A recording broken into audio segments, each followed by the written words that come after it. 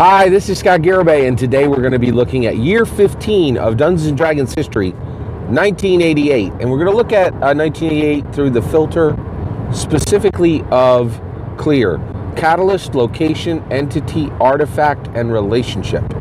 So who was the catalyst for Dungeons & Dragons in 1988? Well, it was a gentleman by the name of Frank Chadwick. And Frank Chadwick was, he created Space 1889, and he did that with Game Designers Workshop.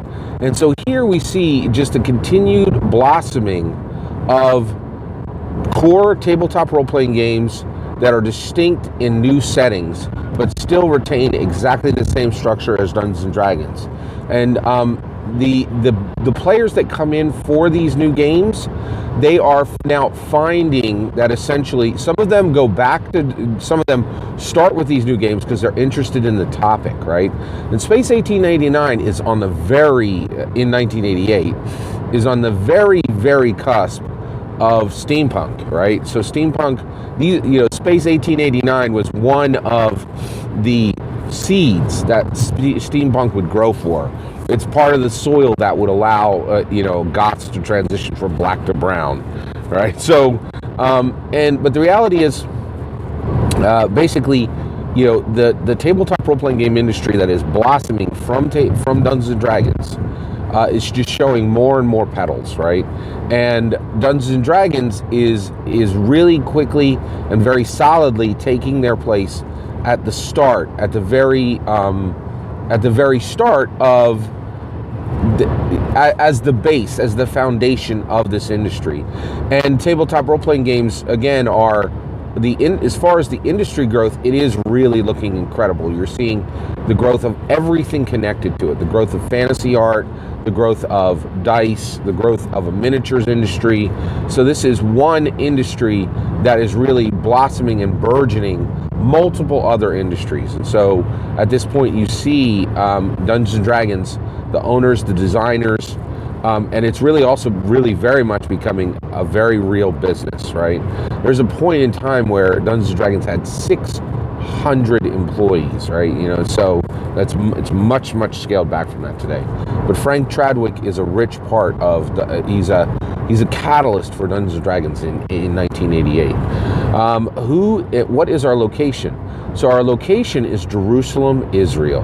So here we see the spread of Dungeons & Dragons play continuing to occur all over the world, and international is very real. And internationally, Dungeons & Dragons is being played in its native language of English, and it has been converted into multiple languages as well. But in Israel, in Jerusalem, Israel, we see the game being played, at coffee shops, at libraries, at friendly game shops, and at this point, in its 15th year of history, it's not really new. It's quite established, and you have dungeon masters who have run games and have players who are now graduating to Dungeon Master. And very much back in the 70s and the 80s, long campaigns were not unusual. Campaigns would frequently run a year, 3 years, 5 years, or more, right? So the idea of a Dungeon Master graduating a player to Dungeon Master is now quite, you might even add 2 rounds of that by 1988. So the game is growing as far as maturity of Dungeon Masters, maturity of players, all of that, right? So who is our entity for 1988? Well, our entity for 1988 is George H. Bush, one of the presidents for the United States of America. He followed Ronald Reagan, comes out of an 8-year huge success. America has had a massive wealth boom under Ronald Reagan, and Ronald Reagan has showed that businesses truly enjoy lowered taxes and lowered regulation and deregulation. So he's shown that this can, that this isn't, and so Ronald Reagan has shown very much that it's not a question on whether lowered taxes and lowered and deregulation will spurn growth. It can be seen quite literally in the U.S., right? And the voters reward this with bringing in George H. Bush, third Republican president in a row, But George H. Bush will be a very, very interesting man. So rather than being a celebrity president the way Ronald Reagan was, George H. Bush is very much a statesman. And he actually was the director of the CIA, and he had served in the military, and he was literally bred for politics, right? But all of this will come crashing down with a very, very hard reality, and the hard reality is voters absolutely hate to be lied to, right? Especially when they can see it clearly. So George H. Bush is one of the few presidents, one of the few politicians where you can see a promise and a promise broken incredibly quickly, right? So George H. Bush had promised no new taxes. He then brought in new taxes, and the voters would punish him quickly in 1992 and bringing in our next president and ending 12 years of Republican rule. But George H. Bush in 1988 coming in really shapes the world of dungeon masters and players in saying this conservative rule that's been within the United States of America is going to continue. And in 1988, people thought that might be for another 8 years or for 12 years or 16 more years, right? They didn't know it would come crashing swiftly down because of a huge broken promise on the part of George H. Bush, right? What is our artifact for 1988? Our artifact for 1988 is grid paper, right? So grid paper is white paper with blue grid lines on it, and it is absolutely iconically attached to Dungeons and Dragons at this point. So grid paper is used to draw dungeons, right? And so Dungeons and Dragons, half of it is dungeons, right? And there are just literally hundreds of thousands of drawn dungeons that you will find from the late 80s done on grid paper, right?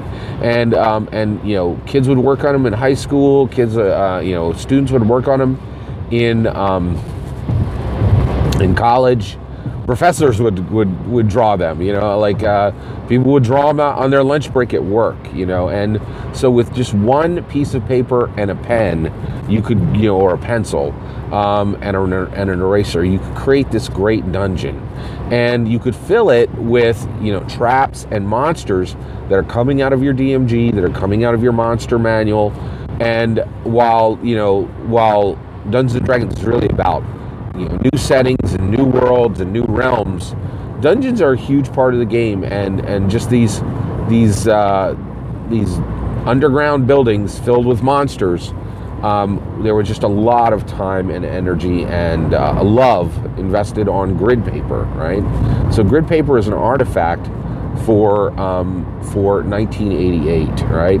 What is our relationship in 1988 for Dungeons and Dragons? Well, our relationship for Dungeons and Dragons in 1988 is religion, right?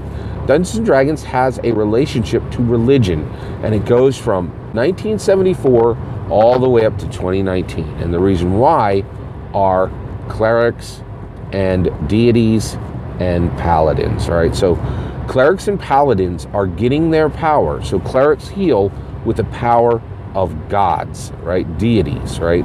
And so when they heal, they are literally praying to their deities, and their deities are giving them divine power.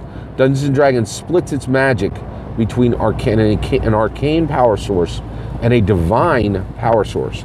When a paladin goes to strike an opponent, she will say, "I smite you in the name of Pelor," right? And so there are deities that were created specifically for Dungeons and Dragons, but this idea that clerics are bringing power from their gods, right? That this magic is not like arcane magic, would be in the game from the very beginning.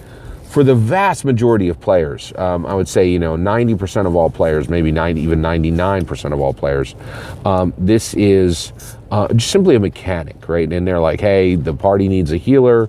I have to supply healing. Excuse me. I have to supply healing.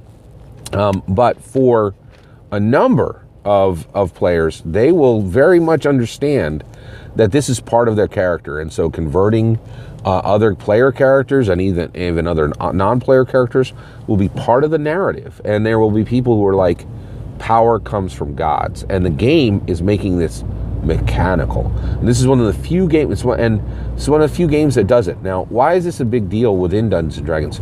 Well, one of the reasons why it's a big deal in Dungeons and Dragons is it is saying within Dungeons and Dragons, there's not in our world, there's a question of whether gods are real or not, right? Whether there is any divine power. But in Dungeons and Dragons, there is no question. It is absolutely the state that power is given directly from gods to their followers. The followers can use it for very practical effects that are not trivial within the game. And that's a huge connection to religion, right? It's saying that faith-based people are relevant, right? It's really kind of an odd statement. You see it in virtually nothing else, right? You don't see it in a lot of board games, everywhere you go, right? If you ask people, well, what's rude? Well, they'll say, well, don't talk about politics or religion, right? And here in Dungeons and Dragons, at the minimum, religion is very much talked about, and even politics will be talked about very, very directly in Birthright, right? And so Dungeons and Dragons is saying, for us at these tables, when we gather together as friends, there are no topics that we can't discuss in depth. There are no social experiments that we can't recreate with these rule sets, and there are not limits to what we can talk about. We can talk about mental issues, physical issues, spiritual issues, right? And this is huge, right? There can be crises of faith within the game, right? And this is absolutely massive. Now, I will say that has existed in the game from 1974 to 2019. I do think it is swiftly dying. The connection of Dungeons and Dragons to religion has been backed away from the owners of Dungeons and Dragons for a long time, and I haven't seen a Deities and Demigods book in a long time, and I do not expect to see one anytime soon, right? And so that is, but Dungeons & Dragons would have a very close relationship to religion. That is a J. Scott Garibay clear history of the 15th year of Dungeons & Dragons history, 15th year, which is 1988. Please let me know your comments on 1988. Please consider liking and subscribing. Have a wonderful day.